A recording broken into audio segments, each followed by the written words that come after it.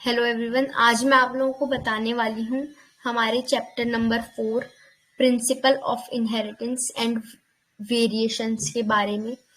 ये चैप्टर जो है टोटल 2 पार्ट्स में डिवाइडेड है। एक यहाँ पे हमें हेरिडिटरी के बारे में बताया है और एक वेरिएशंस के बारे में बताया है।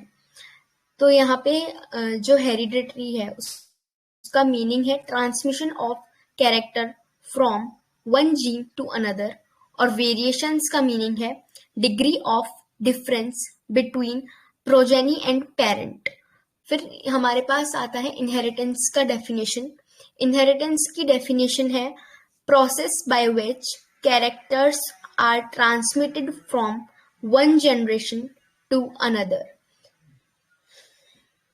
यहाँ पे हमें बेसिक टर्मिनोलॉजीज के बारे में बताया है, जैसे कि क्रोमोसोम्स के बारे में बताया है और अलील्स के बारे में हमें यहाँ पे बताया है। सेगमेंट ऑफ डीएनए के बारे में भी बताया है यहाँ पे हमें। उसके अलावा होमोजाइगस एंड हेट्रोजाइगस सेल के बारे में भी हमें यहाँ पे बताया गया है।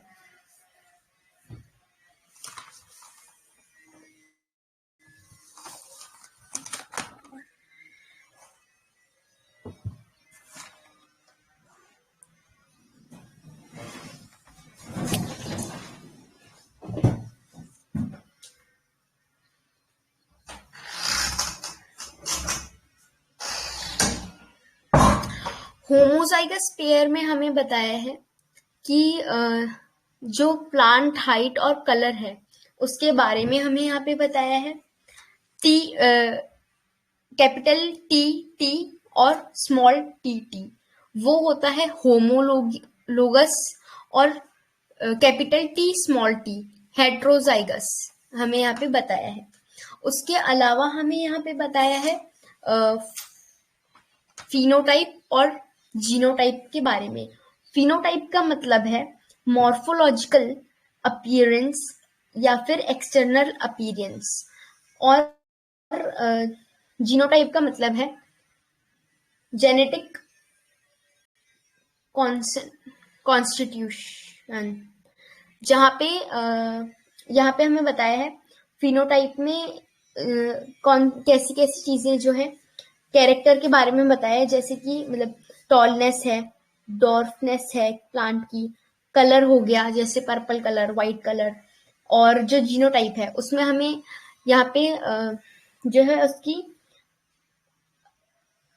ट्रेट के बारे में बताया है, जैसे कि या तो वो पूरा ही लंबा होगा या ड्रॉफ होगा या बीच के लेवल का होगा। कैरेक्टर्स में हमें यहाँ पे फिनोटाइप में बताया है, जैसे हाइट हो गया, फ्लावर कलर हो गया, सीड शेप और सीड कलर। उसके अलावा ट्रेट्स में हमें बताया है टॉल और ड्रॉफ के बारे में, वॉयलेट वाइट कलर के बारे में, सीड शेप जो है वो राउंड है या फिर रिंकल्ड है, और सीड कलर जो है उसके बारे में बताया है। फिर यहाँ पे हमें मेंडल के बारे में बताया है। मेंडल का पूरा नाम था जॉर्ज जॉन मेल्डन, जिन्हें हम फादर ऑफ जेनेटिक्स के नाम से जानते हैं। इनका बर्थ जो है वो 22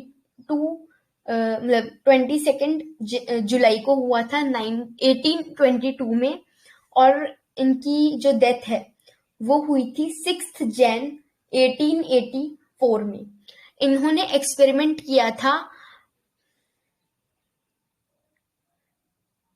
पाइजियम सेरिविशियम पे, जो कि हमारा गार्डन पी के नाम से हम उसको जानते हैं। 7 इयर्स ये एक्सपेरिमेंट चला, 1856 से लेके 1863 तक। फिर रीजंस हमें यहाँ पे बताए हैं मेंडल के सक्सेस के बारे में। एक थी कि उन्होंने स्टैटिक्स और मैथमेटिकल लॉजिक्स जो हैं बताए थे अपने एनालिसिस के बारे में। सभी चीजों का, सभी एक्सपेरिमेंट्स का जो है रिकॉर्ड रखा उन्होंने। लार्ज सैंपल साइज कलेक्ट कर पाए वो। फॉर्मुलेटेड थ्योरीज और एक्सप्लेनेशन उन्होंने दिया हर चीज का। और उन्होंने अपने सभी एक्सप्लेनेशन को टेस्ट किया, एक्सपेरिमेंट्स किए।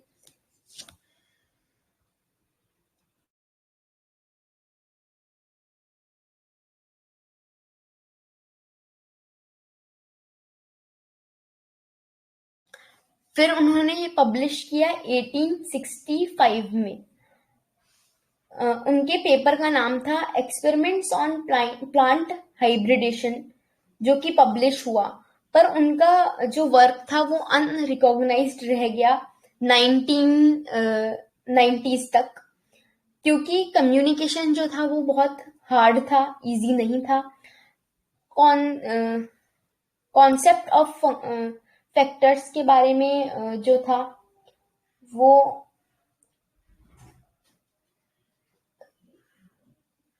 रह गया बताना।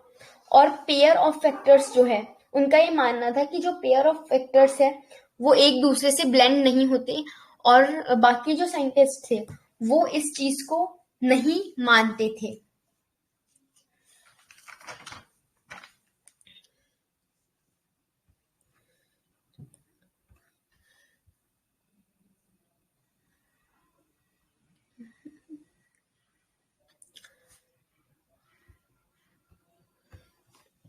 फिर उन्होंने मैथमेटिकल अप्रोच जो थी वो लगाई, सभी मतलब एक्सप्लेन किया बायोलॉजिकल फिनोमिनन को, जो कि एक्सेप्ट नहीं हो पाया। उसके बाद में मेंडल ने फैक्टर मतलब जीन्स के बारे में बताया, जीन जिसके भी वो फिजिकल प्रूफ नहीं दे पाए। उसके बाद में रीडिस्कवरी हुई मेंडल के वर्क की। 3 साइंटिस्ट ने वो करी 1990s में। फिर 1901 में मेंडल का वर्क वापस पब्लिश हुआ एक फ्लोरा नाम के जर्नल में, और वहां से उन्हें फादर ऑफ जेनेटिक्स का टाइटल मिला। फिर यहाँ पे क्वेश्चन है, व्हाई मेंडल चूज पाइसियम सेरिविसम, जो कि पी प्लांट है। तो पहला रीजन ये था कि उसका जो लाइफ स्पेन है वो कम होता है, एक सीजन उसका 3 to 4 मंथ्स ही चलता है। लैब में उसको ग्रो करना इजी था। लार्ज नंबर ऑफ ऑफस्प्रिंग्स जो है वो मिलते हैं, और प्रेजेंस ऑफ कॉन्ट्रास्टिंग ट्रेड्स जो है वो पी प्लांट में होते हैं, और सेल्फ पॉलिनेशन वो करता है, इसीलिए उसको चूज किया गया। फिर हमें यहाँ पे ट्रू ब्रीडिंग और प्योर लाइन के बारे में बताया है।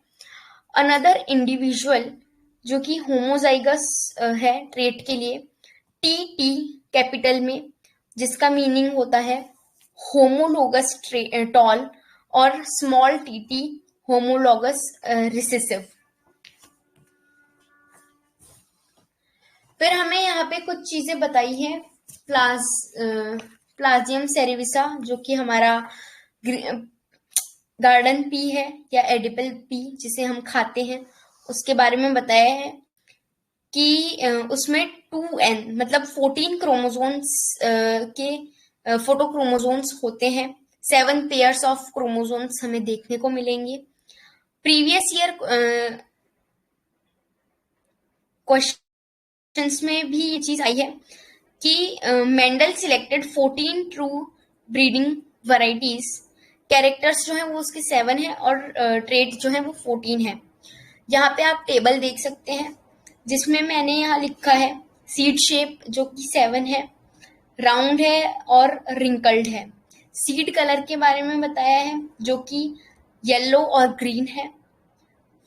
फ्लावर कलर के बारे में बताया है जो कि वॉयलेट और वाइट है। पॉड शेप के बारे में बताया है जिसे 4 से डिनोट करते हैं।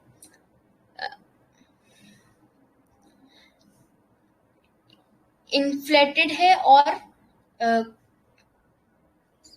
कॉन्सिग्रेटेड है। फिर पॉड कलर है जिसे हम 5 के नाम से डिनोट करते हैं, ग्रीन या येलो कलर में होगा।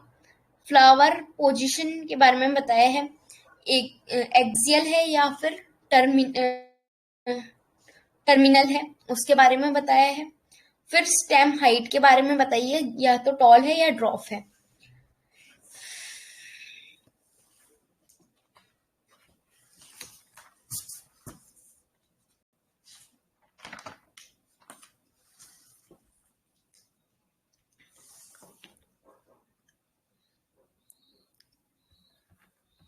फिर यहाँ से हमारा जो है ये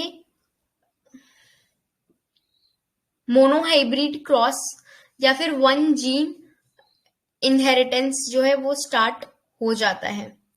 यहाँ पे हमें बताया है कि cross in which inheritance pattern of only one gene is studied. मतलब यहाँ पे जो क्रॉस जीन का एक ही इनहेरिटेंस पैटर्न है वो यहाँ पे पढ़ा गया है, जिसे मतलब 6/7 जो कि सिमिलर कॉन्सेप्ट है वन कैरेक्टर के बारे में।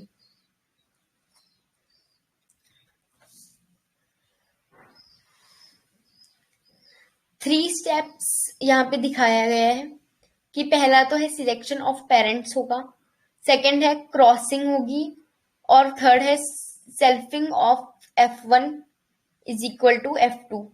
तो यहाँ पे कैरेक्टर जो है वो चूज किया जाएगा, जैसे कि प्लांट हाइट है।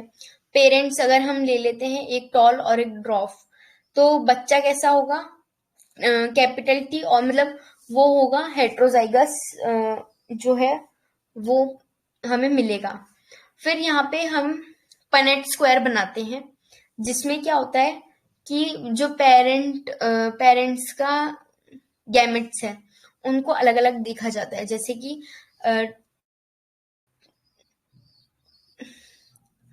टॉल था तो टी अलग हो जाएगा।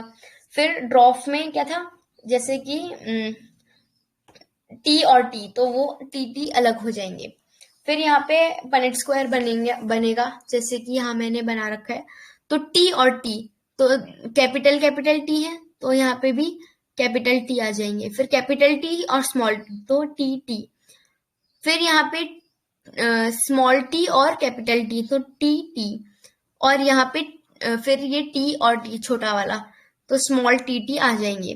तो हमें ये देखने को मिल रहा है कि 1/4 तो है टॉल ट्री, 2/4 है हेट्रोजाइगस वाला, और 1/4 जो है वो ड्रॉफ ट्री है। तो यहाँ पे हमारे पास फिनोटाइपिक रेशियो जो है वो आ गया है 3/1 का, और जो जीनोटाइपिक रेशियो है वो हमारे पास 1:2:1 यहाँ पे हमें देखने को मिला है। फिर 2 जीन इनहेरिटेंस के बारे में बताया है। यहाँ पे क्या होता है कि दो पेरेंट्स के सिमिलर ट्रेड्स होते हैं सारे ही, पर दो ट्रेड्स जो हैं वो अलग होते हैं। तो यहाँ पे कैरेक्टर के बारे में बताया है, सीड शेप बताई है और कलर बताया है।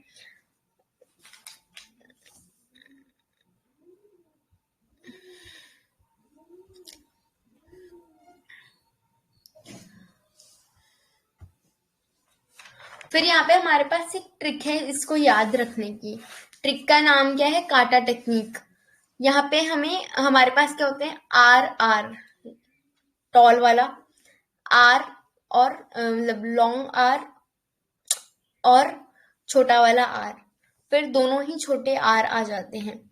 फिर यहाँ पे हमें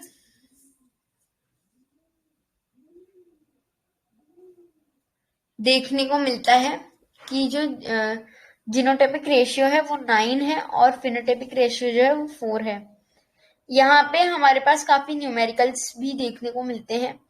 ये जो आप टेबल देख रहे हैं नेक्स्ट पेज पे वो काफी इम्पोर्टेंट है।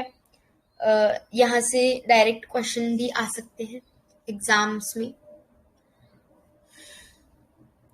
फिर यहाँ पे थोड़े और मैंने न्यूमेरिकल्स करके बताए हैं कि जैसे कि F2 जो है वो कैसे निकाला जाएगा। RRYY है तो 1 into 1 1 हो जाएगा, 1 हो जाएगा, ऐसे मतलब मैंने यहाँ पे काफी न्यूमेरिकल सॉल्व करके बताए गए हैं। फिर हमारे पास आ जाता है ब्लैक क्रॉस। ब्लैक क्रॉस में क्या होता है कि बैक क्रॉस इसका नाम है। तो बैक क्रॉस में क्या हो रहा है कि जो F1 है, मतलब जो डोमिनेंट पेरेंट है और जो रिसेसिव पेरेंट है, वो क्या करते हैं, क्रॉस आउट करते हैं एक दूसरे से। तो इस टाइम पे क्या होगा कि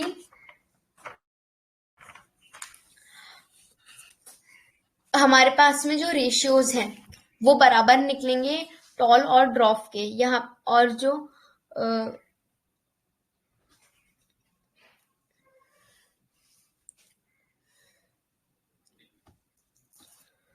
फिर एक हमारे पास यहाँ पे फ्रीक्वेंसी मेथड आ जाता है। फ्रीक्वेंसी मेथड में हमें यहाँ पे बताया है कि T इंटू टी, तो 100% लॉन्ग टी आएगा, तो फ्रीक्वेंसी क्या हो गई, 1 हो गई। बड़ा टी और छोटा टी, तो इसका क्या होगा, हेट्रोजाइगस वाला जो हमारे पास आता है टी टी, वो हो जाएगा 100%, तो फ्रीक्वेंसी इसकी भी 1 आएगी। फिर T T into T T, तो यहाँ पे क्या होगा, बड़ा वाला टी भी 50% चांस है आने के, और कैपिटल टी स्मॉल टी जो है वो भी उसका 50% चांस है आने का।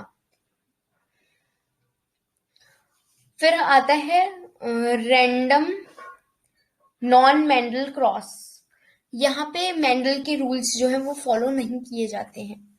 यहाँ पे क्या होता है, जैसे A A B B into A B B है, तो क्या होगा कि जो ए है वो 50% है, और ए जो स्मॉल ए है वो भी 50% है। फिर हम सेकंड टेबल में देख रहे हैं जो बी है वो 1/4 चांस उसके आने के, बी जो है उसके 2/4% चांस है आने के, और स्मॉल बी जो है उसका 1/4 चांस है आने का।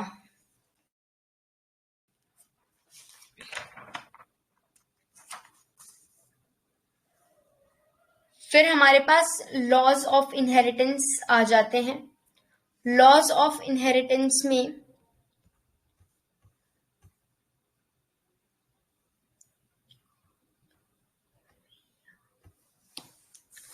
लॉज ऑफ इनहेरिटेंस में 3 लॉज होते हैं। एक लॉ होता है law of dominance, law of segregation,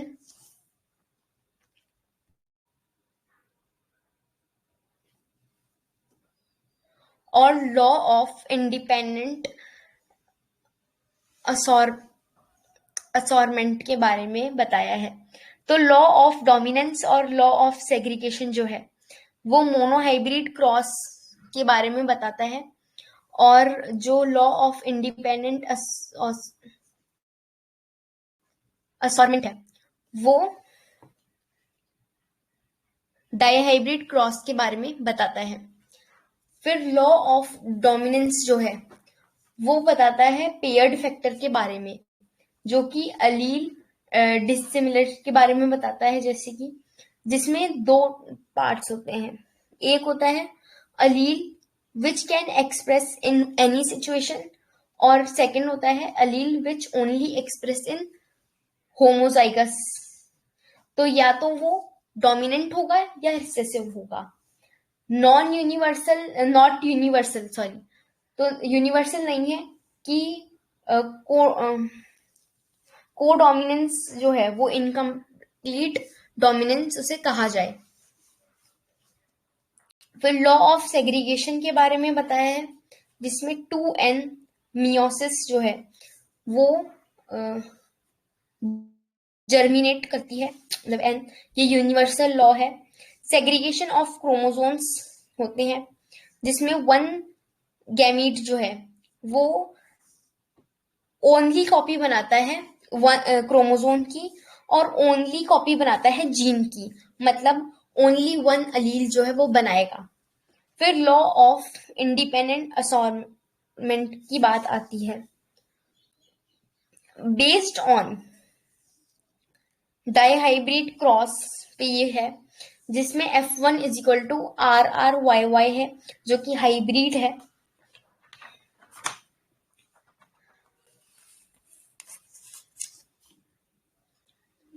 फिर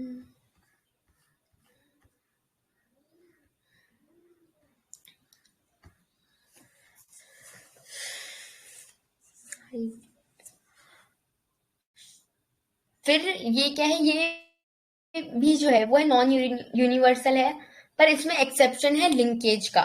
लिंकेज के बारे में मैं आपको आगे बताऊंगी।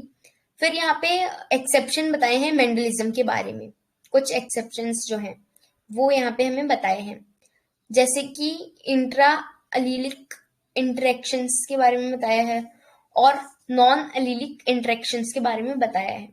तो जैसे कि हमें यहाँ पहले इंट्रा अलीलिक इंटरेक्शंस के बारे में बताया है। वहां यहाँ पे लिखा है कि interactions between two alleles of same gene यहाँ पे होता है।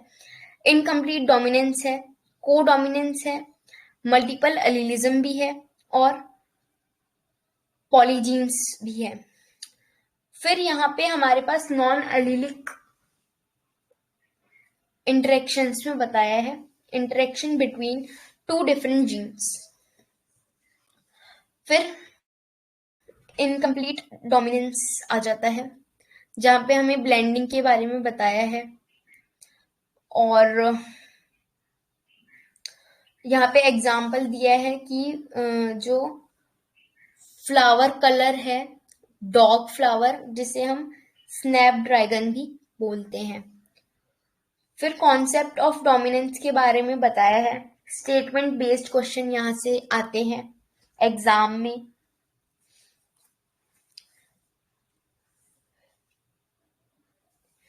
यहाँ पे ओरिजिनल अलील के डोमिनेंस के बारे में बताया है, जो कि इवोल्यूशन में म्यूटेशन मतलब फॉर्म करता है, और म्यूटेटेड अलील जो होता है वो मॉडिफाइड अलील फॉर्म करता है।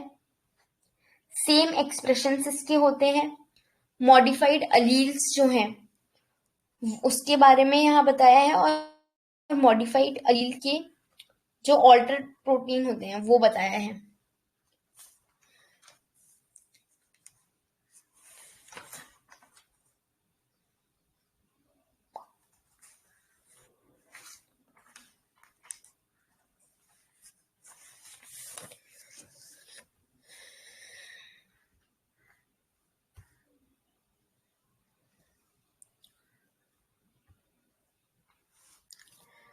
फिर यहाँ पे हमें को डोमिनेंस के बारे में बताया है। को डोमिनेंस में जो जीन है उसके एक्सप्रेशन के बारे में बताया है। ब्लड ग्रुप कैसे जो है वो फॉर्म हुए उसके बारे में बताया है। तो जैसे कि ब्लड ग्रुप के बारे में हमें बताया है कि जो ABO ग्रुपिंग है वो मल्टीपल म्यूटेशंस का एग्जाम्पल है। जैसे कि जो डोमिनेंट ट्रेट है उसका IA और IB, रिसेसिव है IO और I स्मॉल I। फिर यहाँ पे जीनोटाइप हमें बताया ब्लड ग्रुप जिसे हम बोलते हैं। अगर IA है तो A ब्लड ग्रुप होगा, IA है तो भी A ब्लड ग्रुप होगा, IB है तो B ब्लड ग्रुप होगा, IBO है तो B ब्लड ग्रुप होगा, IA है तो AB ब्लड ग्रुप होगा, IO है तो O ब्लड ग्रुप होगा।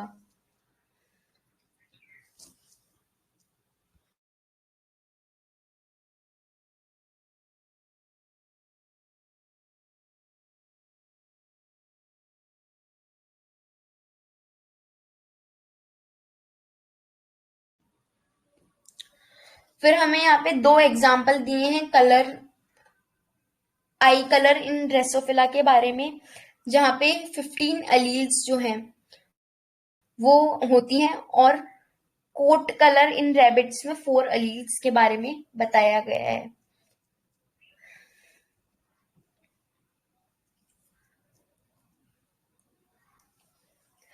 नंबर ऑफ जीनोटाइप के बारे में हमें यहाँ बताया है, जहाँ पे n/2 = n+1 जो इसका फॉर्मूला है वो हमें बताया है। और नंबर ऑफ फिनोटाइप जो है वो n = नंबर ऑफ अलील्स = 3 इसका फॉर्मूला है। यहाँ से हमारे पास काफी स्टेटमेंट बेस्ड क्वेश्चन फॉर्म होते हैं।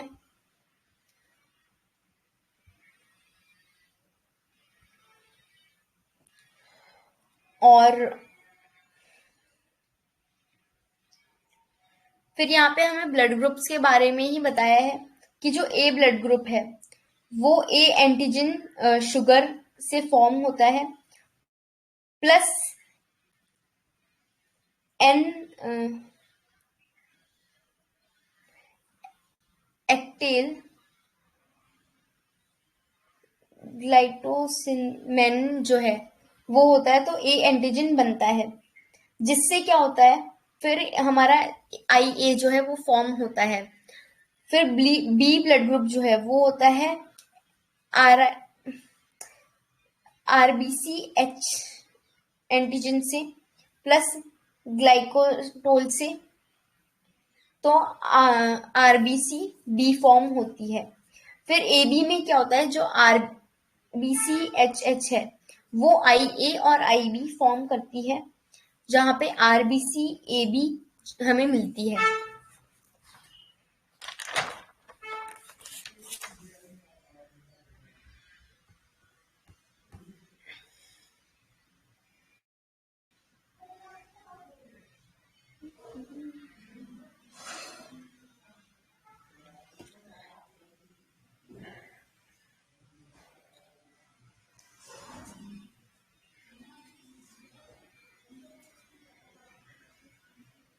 फिर यहाँ पे हमें पेलोटॉपी के बारे में बताया है, जहाँ पे वन जीन जो है वो मल्टीपल भी होते हैं, या फिर फिनोटाइप्स के बारे में हमें यहाँ पे बताया है। कॉज जो है वो है बायोसिंथेसिस पाथवे, जिसे लिंकेज भी हम बोलते हैं। एग्जाम्पल है इसका B gene in pea plant, जो कि S B E starch branching है। फिर जो एच बी जीन है वो एस सी ए है, और जीन जो है वो पी के यू कॉज करता है। फिर हमें व्हाइट आई म्यूटेशन इन ड्रेसोफिला के बारे में जो है एग्जाम्पल दिया गया है। बी जीन जो है वो फॉर्म करता है एस बी ई, जिसे हम स्टार्च ब्रांचिंग एंजाइम के नाम से जानते हैं। टू ट्रेट्स होते हैं उसके, एक होता है साइज स्टार्च ग्रेन और सीड शेप। कैपिटल बीबी जो है वो कार्गेज के बारे में बताता है। स्मॉल कैपिटल बी और स्मॉल बी जो है वो इंटरमीडिएट के बारे में बताता है, और स्मॉल बीबी जो है वो इनकम्प्लीट, मतलब ये तीनों जो है वो इनकम्प्लीट डोमिनेंस के बारे में बताते हैं। फिर राउंड राउंड और रिंकल्ड जो सीड शेप है वो कंप्लीट डोमिनेंस के बारे में बताते हैं। डोमिनेंस जो है वो एक ऑटोनॉमस फीचर है जीन का, जो कि जीन प्रोडक्ट होता है।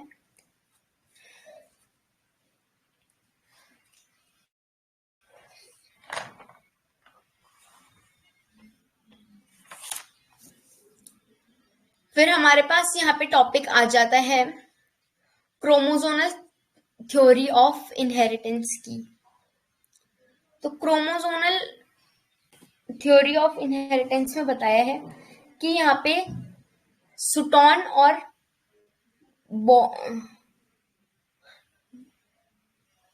बोविन ने प्रपोजल दिया था कि मेंडल्स वर्क को हम इलेक्ट्रॉन माइक्रोस्कोप में देखें। वहां से पता चला कि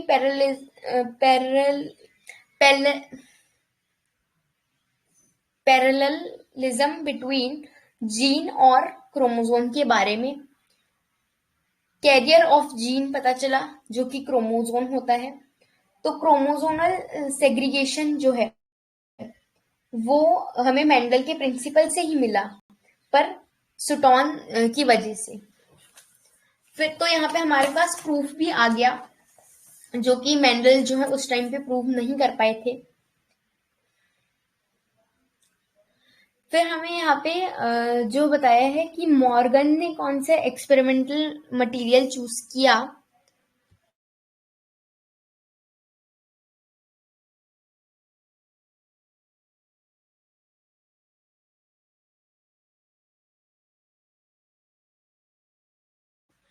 उन्होंने चूज किया ड्राइसोफिला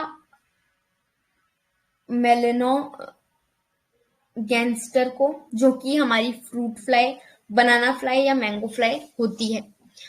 वो था जैकपॉट ऑफ जेनेटिक्स, ठीक है। उसको हम फ्लाईमैन ऑफ जेनेटिक्स भी बोलते हैं, मॉर्गन को। अब उन्होंने फ्रूट फ्लाई को चूज किया क्योंकि वो स्मॉल साइज की थी, इजी टू ग्रो थी लैब में, शॉर्ट लाइफ स्पैन होता है उसका 2 वीक्स का, मैनी वैरायटीज उसकी हमें देखने को मिल जाती है। सिंगल मेटिंग में वो हंड्रेड्स ऑफ प्रोजेनी फॉर्म करते हैं।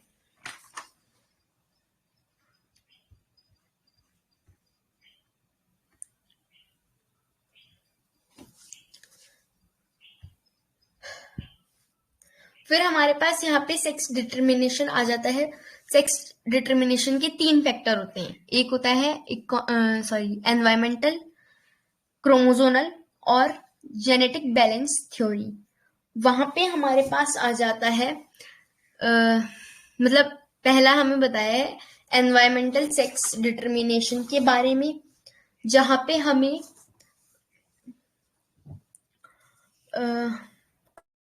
क्रोकोडाइल के बारे में बताया है और टर्टल के बारे में बताया है। तो जैसे कि मरीन जो लूशियस होते हैं या फिर जो हमारे मरीन वॉर्म्स होते हैं, वो फर्टिलाइज करते हैं। फर्टिलाइज करने के लिए पहले वो लार्वा बनाते हैं। लार्वा या तो अकेला फीमेल होता है या फिर विद फीमेल वो होता है।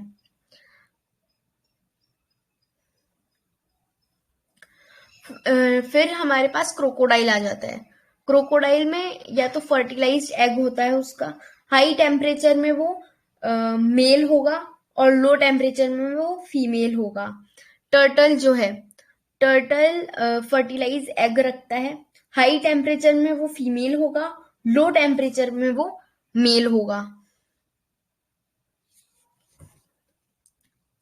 फिर हमारे पास यहाँ पे क्रोमोसोमल सेक्स डिटर्मिनेशन आ जाता है, जिसमें हम ह्यूमंस के बारे में पढ़ते हैं, जो कि XY टाइप होता है, जिसमें अगर XX क्रोमोसोम है तो फीमेल होगी और XY क्रोमोसोम है तो मेल होगा।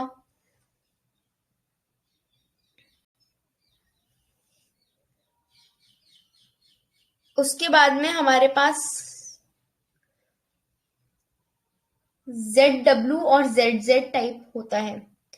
उसमें हमारे पास बर्ड्स आ जाते हैं, सम रेप्टाइल्स आ जाते हैं, फिशेस आ जाती हैं और सिल्क वॉर्म आ जाता है।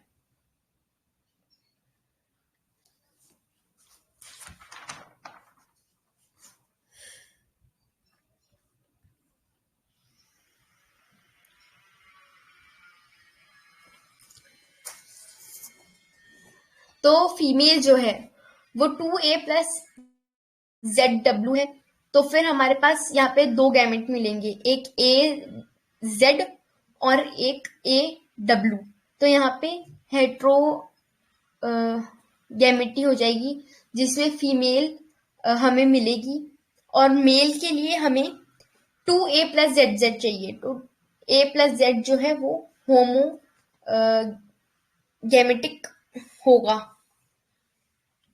थर्ड हमारे पास यहाँ पे XX डैश XO टाइप आ जाता है, जिसमें राउंड वॉर्म्स आते हैं, ग्रास हॉपर्स आते हैं और वेली सिनेरिया आती है।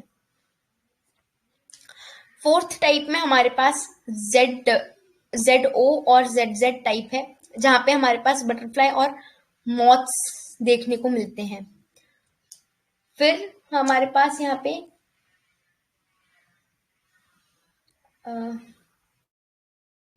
हेप्लॉडी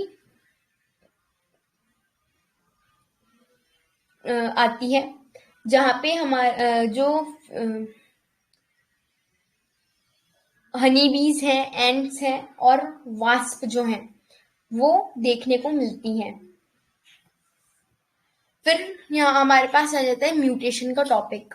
म्यूटेशन में क्या होता है कि जो सडन इनहेरिटेबल जो है वो डिसकंटिन्यूस कर देती हैं वेरिएशन को, और प्रोजेनी में वो अपीयर होने लग जाती हैं।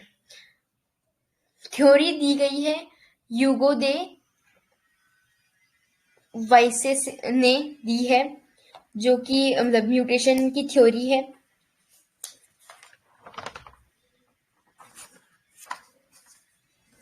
फिर यहाँ पे 3 टाइप के हमारे पास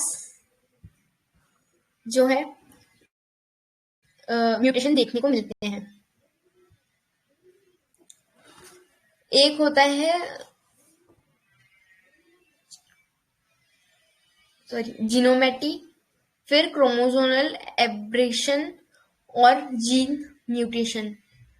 यहाँ पे क्या होता है, चेंज होता है क्रोमोसोमल नंबर, और क्रोमोसोमल एब्रिकेशन में चेंज होता है क्रोमोसोम का स्ट्रक्चर, जो कि चेंज इन जीन नंबर होता है या फिर जीन सीक्वेंस होता है।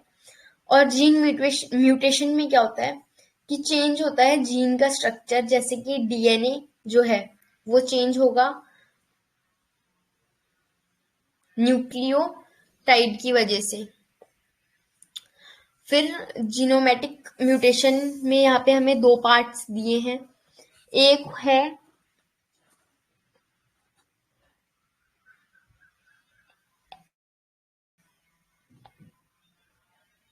एनोफोलॉजी के बारे में, और एक है यूप्लॉइडी के बारे में। तो change with respect to one और फ्यू क्रोमोसोम जो है वो होगा, या फिर एडिशन या डिलीशन ऑफ कंप्लीट सेट जो है वो यहाँ पे हमें बताया गया है।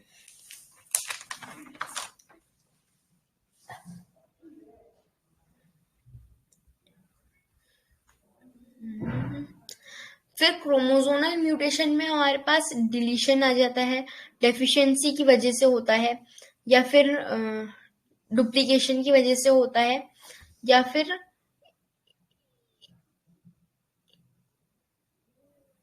इन्वर्जन की वजह से होता है। फिर जीन म्यूटेशन आ जाता है, change with respect to gene structure यहाँ पे हमें बताया है। टाइप्स होते हैं इसके, जैसे कि सब्स्टिट्यूशन या फिर एडिशन और डिलीशन, जो कि फ्रेम शिफ्ट होता है म्यूटेशन में। फिर यहाँ पे एजेंट्स के बारे में बताया जो कि म्यूटेशन कॉज करते हैं। फिजिकल एजेंट्स हैं, केमिकल एजेंट्स हैं।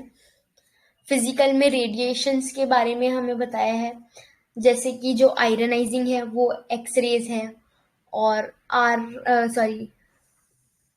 गामा रेज है। नॉन आयरनिंग में यूवी रेज है। केमिकल में मैच्योर्ड गैस है, HNO2 है, या फिर ब्रोमो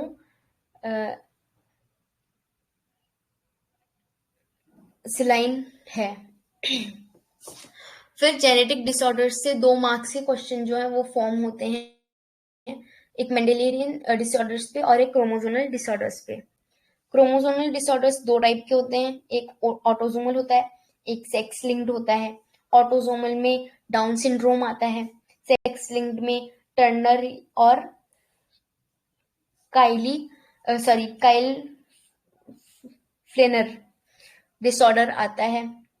और जो मेंडल के जो डिसऑर्डर है वो म्यूटेशन की वजह से होता है, जहां पे ऑटोसोमल और ऑलोसोमल के बारे में बताया है। रिसेसिव है, डोमिनेंट है, एक्स लिंक्ड है और वाई लिंक्ड डिसऑर्डर्स हमें यहाँ पे बताए हैं। रिसेसिव में PKU जो डिसऑर्डर है वो आता है, SCA, CF और जो बाकी डिसऑर्डर्स हैं वो आते हैं। और जो डोमिनेंट है उसमें माइटोनिक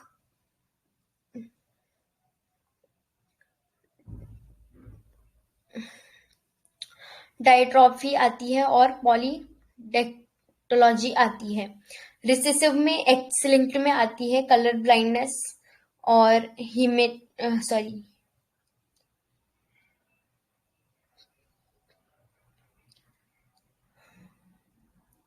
हाइमोफिला और DMD, और वाई लिंक्ड में आती है हाइपर ट्राइयोसिस।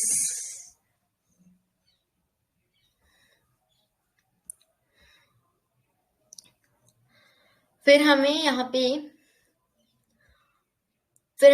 पे जो है वो ऑटोजोमल रिसेसिव के बारे में बताया है कुछ चीजें, जैसे कि फिनाइल कीटोनूरिया के बारे में, जो कि एक एंजाइम होता है जो डिजीज को रोकता है होने से। और फिर हमें यहाँ पे जो है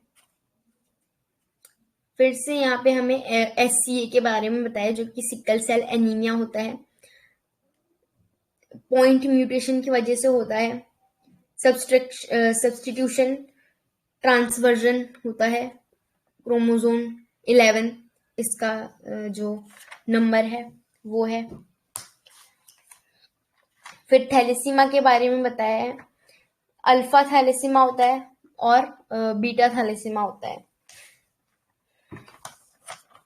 क्रोमोसोम नंबर 16 और क्रोमोसोम नंबर 11 की वजह से।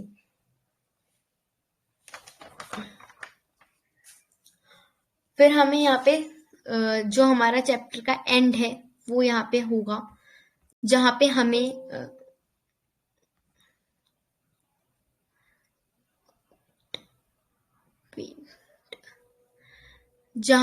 यहाँ पे बताया है सेक्स लिंक्ड डिसऑर्डर्स के बारे में, जहाँ पे एक्स लिंक्ड है रिसेसिव, जहाँ पे हमें देखने को मिलता है हेमोफिला और कलर ब्लाइंडनेस। तो कलर ब्लाइंडनेस जो है वो रेड और ग्रीन कलर की कलर ब्लाइंडनेस होती है। कोन सेल जो है इसका वो कोन है। मेल्स में 8% होती है और फीमेल्स में 0.4%। क्रिस क्रॉस इनहेरिटेंस के बारे में बताया है, जहाँ पे जो कलर ब्लाइंडनेस है वो फीमेल से मेल में होती है और फीमेल में कम ही देखने को मिलती है। फिर यहाँ पे हेमोफिला के बारे में बताया, जो कि ब्लड क्लॉटिंग जो होती है, जो कि एब्सेंट होती है, वो हमें यहाँ पे बताया है। टाइप A और टाइप B इसमें देखने को मिलती है। हेमोफिला A में फैक्टर 8 जो होता है वो एब्सेंट होता है, और हेमोफिला B में जो कि क्रिसमस डिजीज भी वो होती है, वो फैक्टर नंबर 9 एब्सेंट होता है, इसीलिए होती है। इसी के साथ हमारा ये चैप्टर यहीं खत्म होता है। अब हम मिलेंगे नेक्स्ट वीडियो में। Thank you and bye bye.